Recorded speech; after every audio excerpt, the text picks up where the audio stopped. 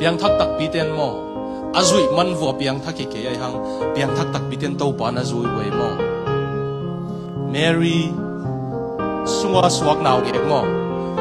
Mary in pai pi koi koi na sakole asunga perin pai pi koi koi ai mo asunga pen Egypt gam ta ya kul chiang apa serin thu pian Joseph le Mary ta ye asunga pen Nazareth gam apa ya kul chiang a Nazareth mi ki diringa chicha asunga pen makai dang na apayuna na he na sim kik sin diu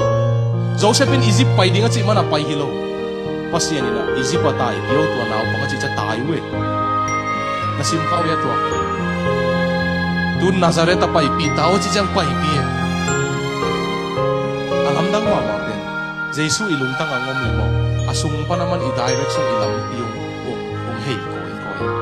koi manina Jesu na ki hei koi sa kulung dambol ay sagdigi na bol bi mi khem pen to pan tu pang bia hen la kumpi nei lawa thei lo tek tek Jesu kumpi ma ilung tang kumpi sak le mun lak na nom to ma leitung ala tu pa ki na van tung song la lai ding hiang to pan mi mal kim tu pang bia hen o lung dame